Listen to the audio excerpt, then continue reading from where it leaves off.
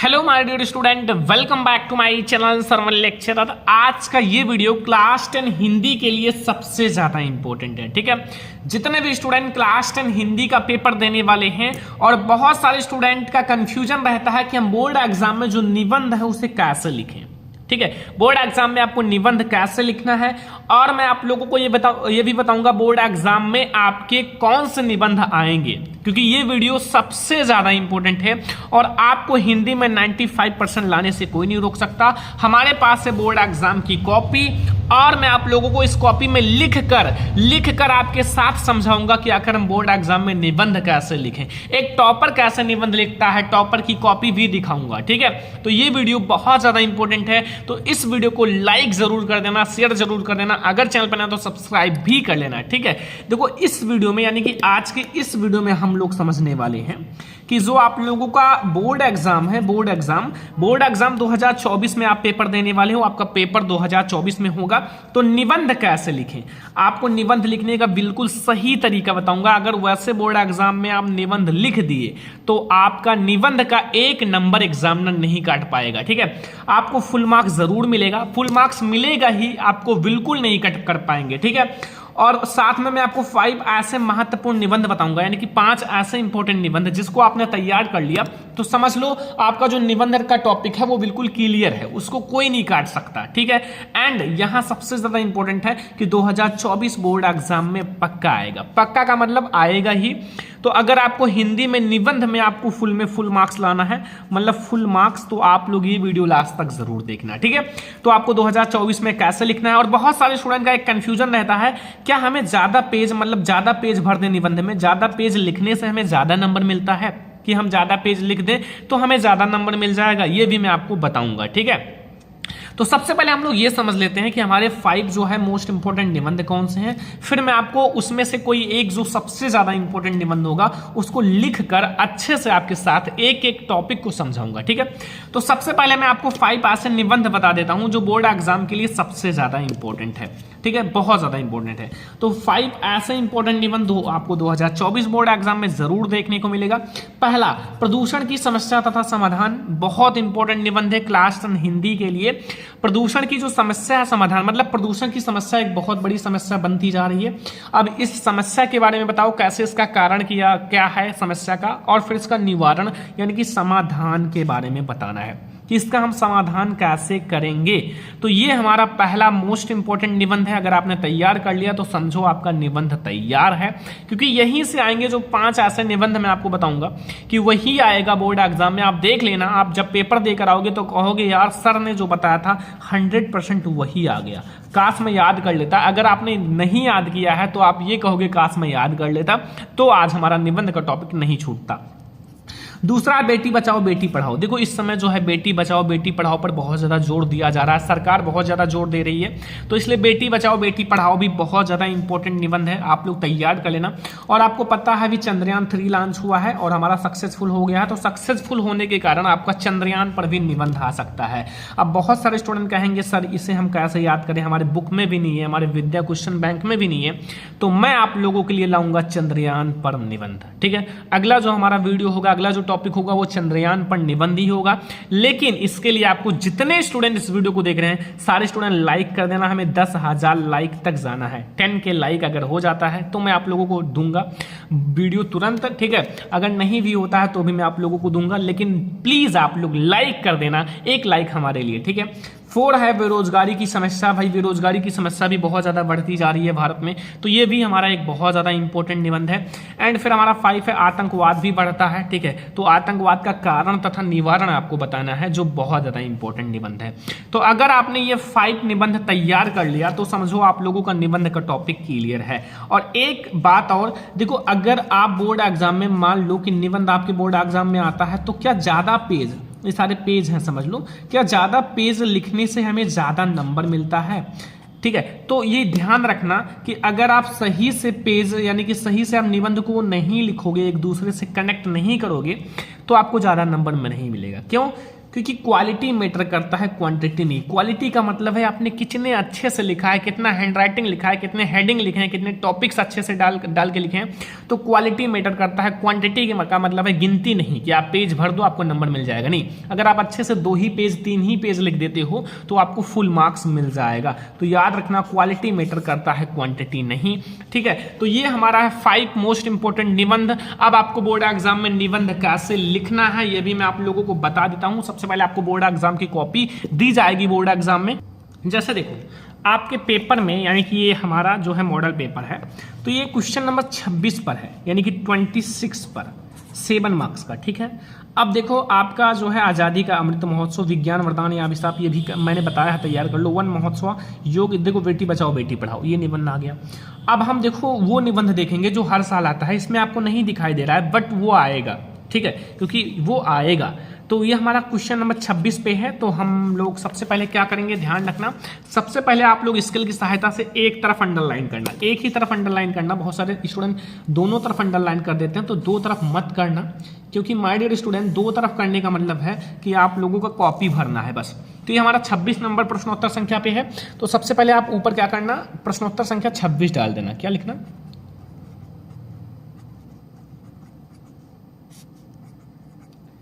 प्रश्नोत्तर संख्या 26, ठीक है। ध्यान देना, राइटिंग अच्छी होनी चाहिए, ठीक है। हमारी तो भाई अच्छी है या नहीं है आप लोग कमेंट बॉक्स में बताना, हम क्या बताएं, वैसे तो हमें अच्छी ही लग रही है, ठीक है। तो ये हमारा प्रश्नोत्तर संख्या 26 है। अब हमें कौन से निबंध लिखने हैं, ठीक है, हमें पहला, दूसरा, तीसरा कौन सा लिखना है वो आप लोग देखो कौन सा लिखना है। तो ये मान लो हमें पहला निबंध लिखना है, प्रदूषण की समस्या तथा समाधान। तो आप लोग ब्लैक पेन उठाना अच्छे से और यहाँ पहला डालना। क्या डालना, पहला, प्रदूषण की समस्या तथा समाधान, इस पर हमें निबंध लिखना है, प्रदूषण की समस्या तथा समाधान। अब आप लोग सबसे पहले निबंध में याद रखना, सबसे पहली हेडिंग जो आपको डालना है हर एक में, तो आप लोग सबसे पहले डालना रूपरेखा, जो बहुत सारे स्टूडेंट नहीं डालते हैं, केवल टॉपर स्टूडेंट ही ये हेडिंग डालते हैं। तो मैं आपको सारे को हमें टॉपर बनाना है, सारे स्टूडेंट को, तो इसलिए मैं आपको बता रहा हूँ सबसे पहले हेडिंग रूपरेखा। रूपरेखा का मतलब है जो जो हेडिंग आपने डिस्कस किया है उसको लिखो। तो सबसे पहला हेडिंग हम लोग डिस्कस करेंगे आज, सबसे पहला प्रस्तावना। सबसे पहला हेडिंग जो हम लोग डिस्कस करेंगे प्रस्तावना, ठीक है। फिर हम लोग दूसरा हेडिंग डिस्कस करेंगे प्रदूषण का अर्थ। हम लोग प्रदूषण के बारे में देख रहे हैं ना, तो प्रदूषण का अर्थ क्या है, ठीक है। एंड फिर हम लोग तीसरा हेडिंग डिस्कस करेंगे जो प्रदूषण के प्रकार,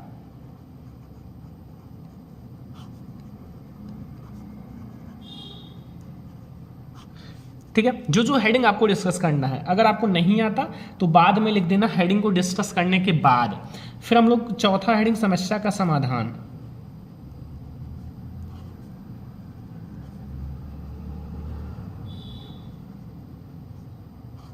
एंड पांचवा हमारा लास्ट हेडिंग रहेगा उपसंहार। 5 से 6 हेडिंग आपको कम से कम डिस्कस करना है निबंध में, ठीक है। और एक बात और याद रखना, हर एक निबंध में 3 हेडिंग कॉमन होती हैं, एक प्रस्तावना, ठीक है, एक रूपरेखा और एक उपसंहार। हर एक निबंध में आपको ये कॉमन रहेगा, ठीक है। तो सबसे पहली हेडिंग हम लोग क्या डिस्कस करेंगे स्टूडेंट, प्रस्तावना,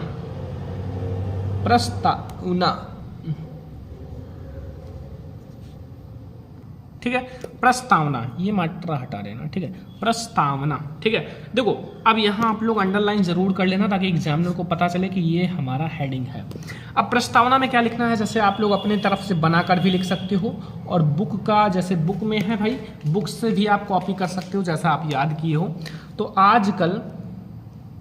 आजकल जो प्रदूषण की समस्या है, ऐसे लिखना है, ध्यान दो, मैं आपको लिखकर इसलिए समझा रहा हूं कि आपका हर एक कंफ्यूजन क्लियर हो जाए। प्रदूषण की जो समस्या है बहुत ज्यादा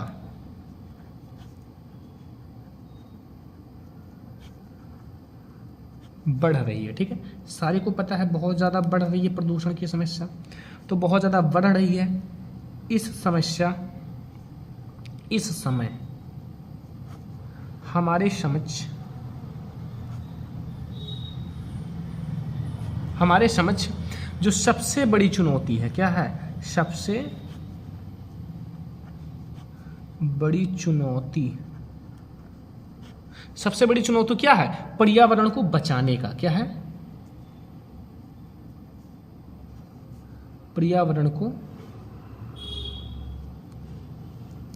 बचाने का। मतलब हमारी सबसे बड़ी चुनौती क्या है? पर्यावरण को बचाने का। क्यों? क्योंकि जो हमारा हवा है, जंगल है, हवा जंगल, मिट्टी है,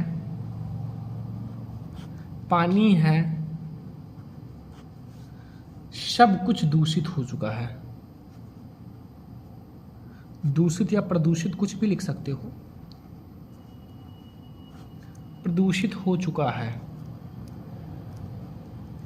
ऐसा आपको लिखना है। ठीक है, देखो बहुत ज़्यादा हार्ड नहीं होता। यदि हमने अपने मन से भी लिख सकते हो, यदि हमने इस असंतुलन, ये संतुलन नहीं एक असंतुलन है, ठीक है, असंतुलन को दूर नहीं किया तो जो हमारा मानव जीवन है ना, मानव जीवन बाध्य हो जाएगा।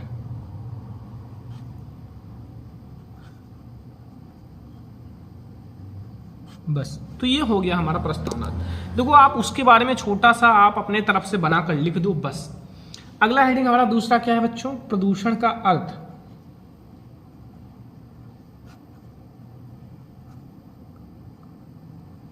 और एक बात याद रखना कि एक लाइन छोड़कर अगला हेडिंग अगर आप डिस्कस कर रहे हो तो एक लाइन छोड़कर डिस्कस करना, और आप ट्राई करना कि ज़्यादा से ज़्यादा आप स्किल्स की सहायता से लाइन खींचो। ठीक है, तो हम आप लोगों को एक एक पॉइंट इसलिए समझा रहे हैं कि एक भी नंबर कटे ना।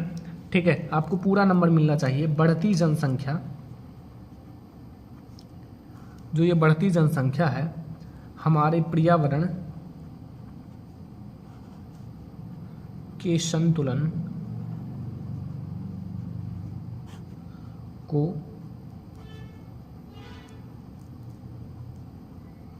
बिगाड़ रही है ना, या बिगाड़ कर दूषित कर रही है। बिगाड़ कर दूषित कर रही है। यह जो हमारा गंदा वातावरण है, क्या है? गंदा वातावरण। यह जो हमारा गंदा वातावरण है जीवधारियों, किसके लिए? जीवधारियों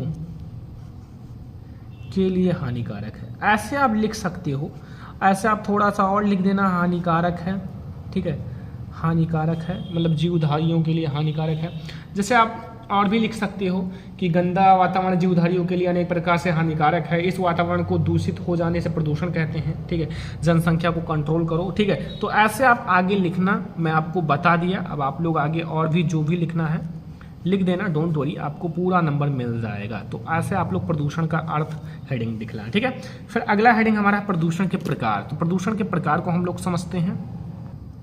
तो अगला हेडिंग अगर आप डिस्कस कर रहे हो तो प्रदूषण के प्रकार, तो फिर आप अगले पेज में जाना, तो फिर से आप लाइन अंडरलाइन करना है। ठीक है, लाइन फिर से आप खींचना, जितनी पेज में आप जाओ लाइन खींच दो। ठीक है, और हाँ एक बात और याद रखना, नीचे आप अपना अनुक्रमांक डाल देना। ठीक है, अनुक्रमांक का मतलब है अपना रूल नंबर आप 1 2 3 जो भी है 4 5 6 जो भी है डाल देना, ताकि आपका कॉपी बदल ना जाए। ठीक है, बहुत सारे स्टूडेंट की कॉपी बदल जाती है। अब हमारा क्या था? प्रदूषण के प्रकार, तीसरा हेडिंग है ना, तीसरा।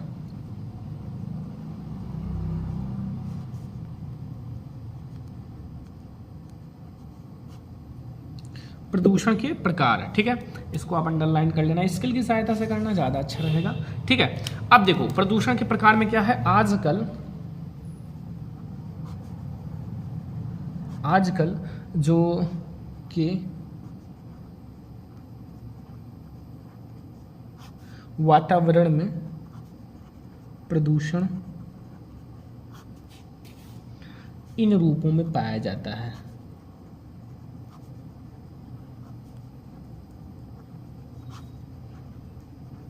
भाई अब जितने भी प्रदूषण के प्रकार आपको पता है, फर्स्ट सेकंड करके या का खा या ABCD लिख के आप लिख सकते हो। जैसे आपको वायु प्रदूषण है, जो भी पता है भाई वायु प्रदूषण कैसे फैल रहा है, तो आप अंडरलाइन करना और वायु प्रदूषण के बारे में फटाफट से लिखना शुरू कर देना। अब हम आप लोगों को बता दिए कैसे आपको लिखना है। 2-3 लाइन जो भी आप जानते हो वायु प्रदूषण के बारे में लिख देना।